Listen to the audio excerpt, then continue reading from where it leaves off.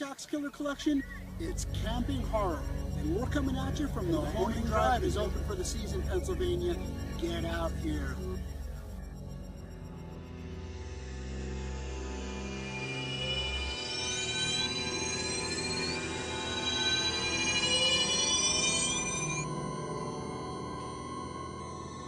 Friday the 13th Part 6 is a juggling act of the familiar and the fresh, or how to keep the familiar fresh, or something like that. This picture completes a mid-franchise trilogy that follows the story of the troubled Tommy Jarvis who destroyed Jason Voorhees in the fourth installment. I still don't get the therapy here. All you need to know is Jason's dead, right? Seeing his corpse ain't gonna stop the hallucinations.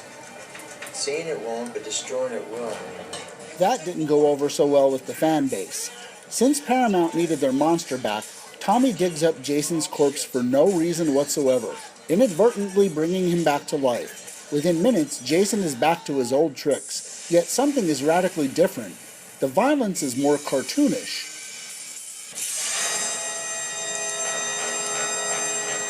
Because it's cartoonish, it's just not scary anymore. Writer-director Tom McLaughlin created a film completely aware of what it was, the fifth sequel in a cash cow horror franchise, and he made sure he created a self-referential, parodic satire heavy on the comedy and cultural commentary.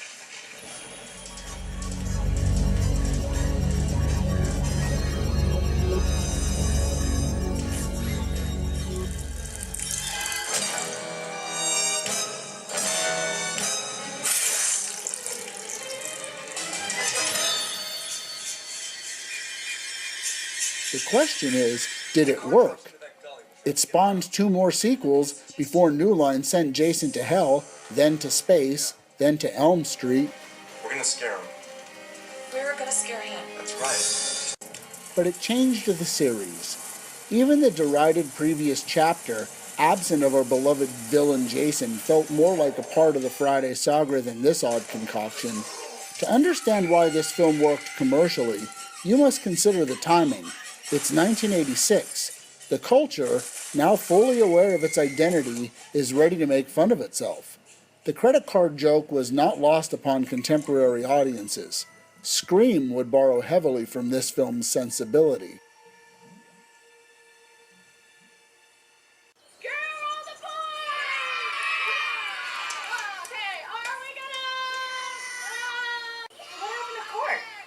Are you ready? He's taking the young men off to teach them my favorite sports. Which is? Boy Scouting, honey. Court? You've got to be kidding. You've got to be kidding.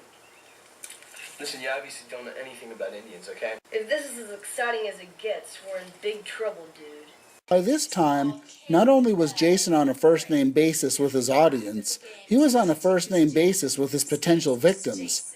This narrative translated well to the younger audiences, and this film has a considerable number of devotees.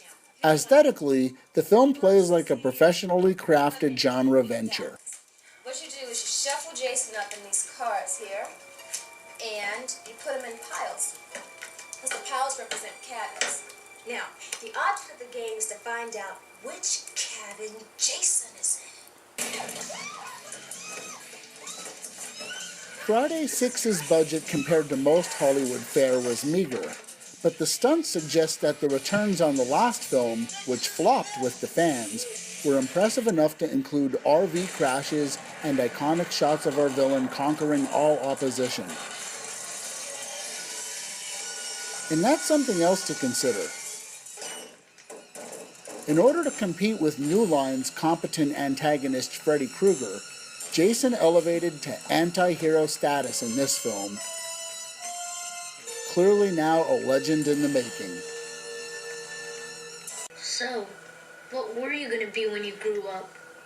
It's interesting that McLaughlin's homage to Universal's Golden Age should coincide with the culture in mid-decade discovering its own loathing for itself, just as Paramount Pictures was selling their version of Coca-Cola Classic after swearing to put Jason to rest permanently in Part 4.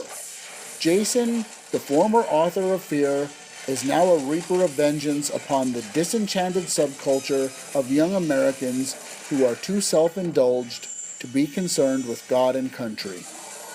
I struggle when rating this film because for a standalone project it's brilliant. As part of a franchise, I don't know.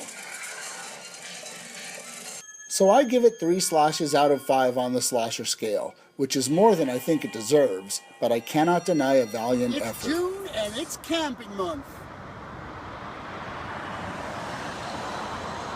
The Mahoning Drive-In has what? Keep filming. The Mahoning Drive-In has the largest cinema. Oh, the wind. Keep filming. Don't stop. The Mahoning Drive-In has the largest CinemaScope screen in the state of Pennsylvania. Cut.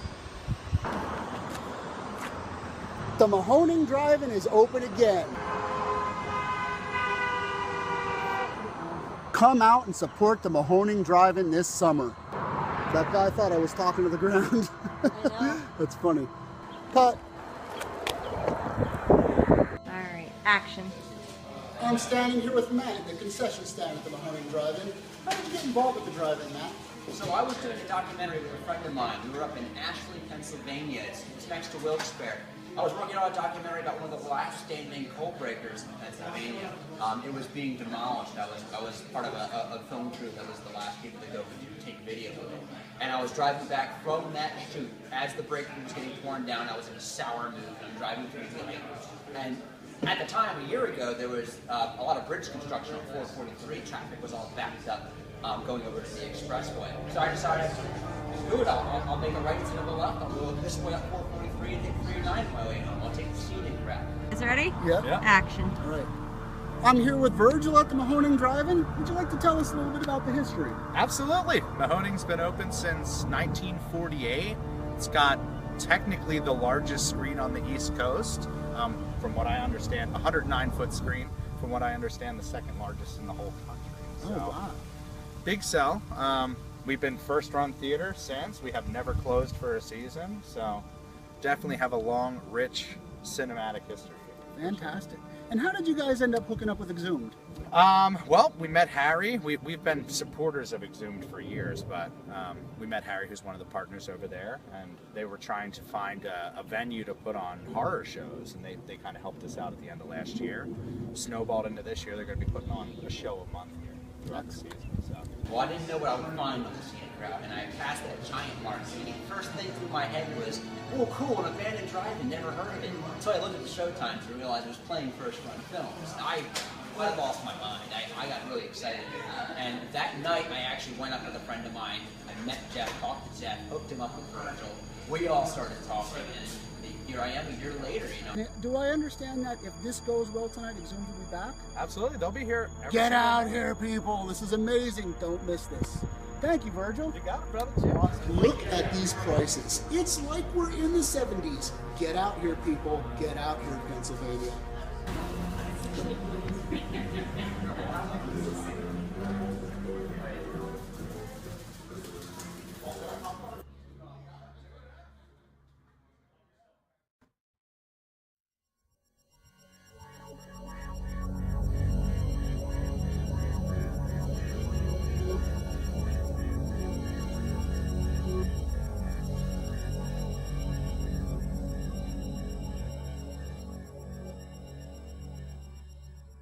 Night, Mr. Waba. Do do do do.